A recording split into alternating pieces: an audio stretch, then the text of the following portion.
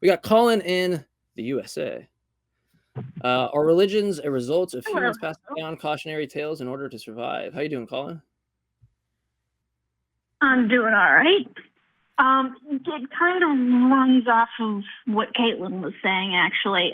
Jim mentioned about humans being really good at recognizing patterns, and that's kind of a low-cost mental exercise to do versus reasoning is more of a high-energy cost. Weirdly enough, I was thinking about that general idea yesterday.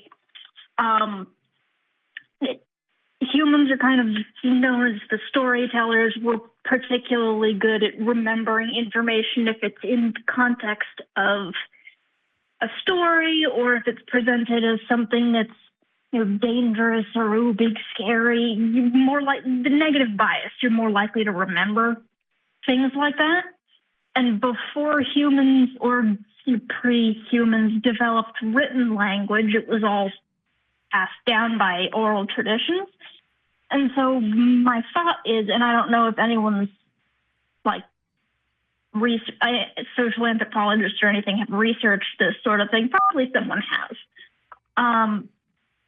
But if religious traditions and sort of the, you are not allowed to eat this, that, and the other, or, you must wear this, that, or the other, may have, some of that at least, come about as an easier way for humans to remember, like, what things were dangerous or useful to do. The example I give the call screener was like that things like pork and shellfish, you have to cook in a specific way to make them safe.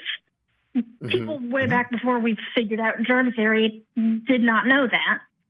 So my thought is, did the religions that then went on to say, God thinks it's bad if you do this, did that thought sort of come about perhaps because people notice that if you eat these things more often than not, you die, rather than, because it's easier to remember, hey, it's dangerous to eat that, than, hey, you have to cook that thing at a very specific temperature, which means you have to use this kind of wood because it burns hotter, and you have to cook it for exactly this long, otherwise you die. Yeah, I hesitate to say it's the only cause. But yeah, that is definitely one of the, fairy tales are exactly that, right? The Grimm's fairy tales are all lessons about trust and things about the world done in an entertaining way. The originals much more so, I think, than the modern ones, versions of those same tales. But yeah, I think tales like that are a way of handing down ideas and concepts and teaching morals and principles without actually doing it. I just mentioned the movie The Gods Must Be Crazy. It is a way of teaching a particular concept of philosophy. The Matrix series is also another way, another set of movies that are teaching philosophy as well. And so there are a number of ways you can do something, and tales are definitely one of them. I think superstitions are one of those weird things where somebody notices a pattern, like they wear a shirt every time they win. And then that becomes a self-fulfilling prophecy, right? The shirt, it's not that the shirt made them win. It's don't walk under ladders. Right. But in this case, the shirt becomes lucky because the person gets put into a headspace of being better at what they were doing than they do without it. Yeah. Right. It kind of becomes that self-fulfilling prophecy. But yeah, walking under ladders. Why is walking under ladders bad luck? Because things are on top of ladders and things fall down because gravity is real. Unlike what some other callers have said today. Yeah, I was like, wait, we learned today though. Yeah. Yeah. So yeah, I think that is all true. And I think, we also like stories. We can't discount that we are storytellers and we like stories. Yeah, the archetypal narratives and the axiomatic substrates, right? Yeah. Yeah. Yeah, if you want to get technical, yeah. There's some certain person that I don't agree with a lot on the internet that it's all about those archetypal narratives and thinks that they're more true than true. But what do they even mean by true? I think some people will pick up on who I'm talking about, but I'm not gonna give too much away. But yeah, there's some part of us that really is attracted to that, and I think there's a reason why people are attracted to that person and thinking that like something like Christianity is more true than true, like from a storytelling point, because it's the most tragic story in the world. And I think that person successfully plays on a lot of people's psyche because they like that type of narrative, right? Or that speaks to them in some way. But I never really understood that. I'll be as ambiguous as I can there. Kind of like it would push a lot of the "you're going to be in danger unless you follow our rules" buttons. Mm-hmm. Yeah. Mm-hmm, yeah. In some ways. Yeah, and you know, you've got to figure out how to teach people, and telling people no, don't do that results in a backfire effect in some cases. And if it's, you know, a 3-year-old, definitely is going to backfire. So you tell the tale and you make it about somebody else to get around things. I mean, there's some cognitive biases that can get in the way of directly confronting somebody with facts and ideas that are contrary to what they believe. So how do you get around that? And you tell the story, the tale of how you get around that, to get around whatever it is they believe that isn't true. So yeah, there's definitely something to be said for that. When you look at, you know, stories, I think there's even some research being done now about people who will rewatch a series 3, 4, 5, 6, 7 times, partially because they enjoy it and partially because it gives them comfort because they know what's going to happen, right? Kind of like a comfort meal and things like that we do where we feel safe. Yeah, exactly. So do I. I'm watching NCIS for the 3rd time. That remark a lot. Yeah, I think I've watched Trailer Park Boys probably 20 times, like each episode. So yeah, but anyways, yeah. Yeah, Colin, we appreciate the call. We're about to wrap it up. I didn't want to just kick you off. I want to make sure if you had like another salient point to make or something like that, I didn't want to just cut you off. But yeah, what you got, if anything?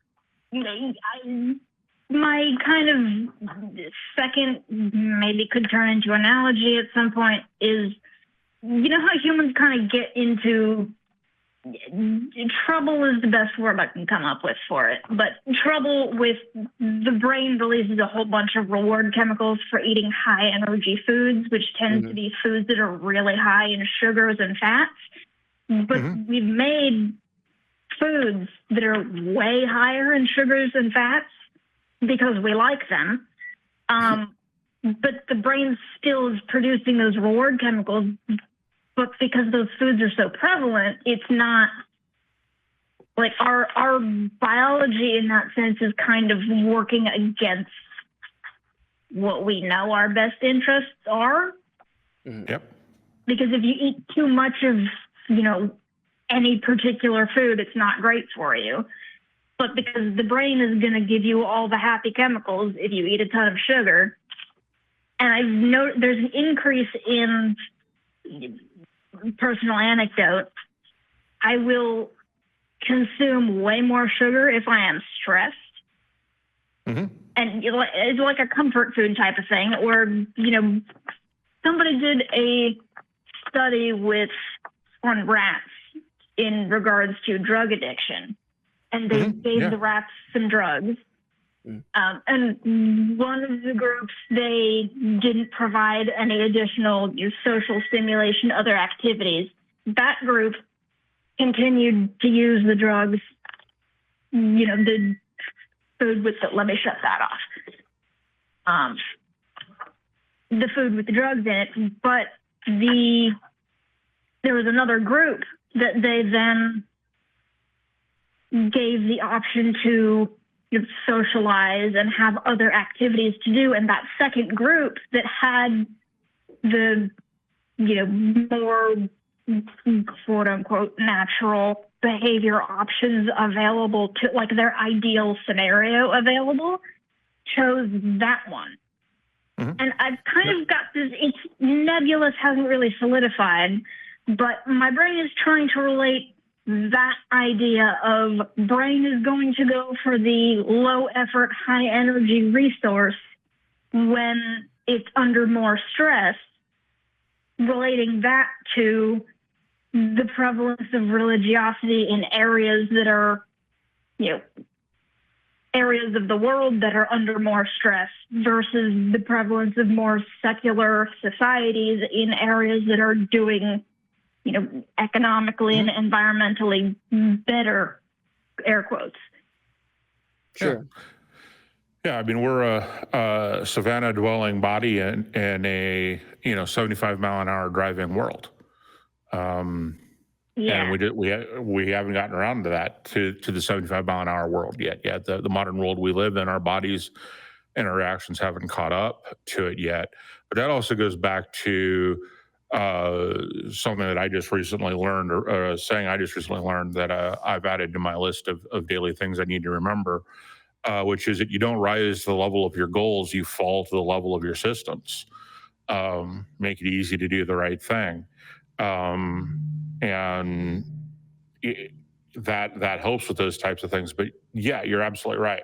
We are subject to things that are beyond our control. I mean, we're still trying to figure out the mind gut thing, right? And probiotics and all that kind of stuff.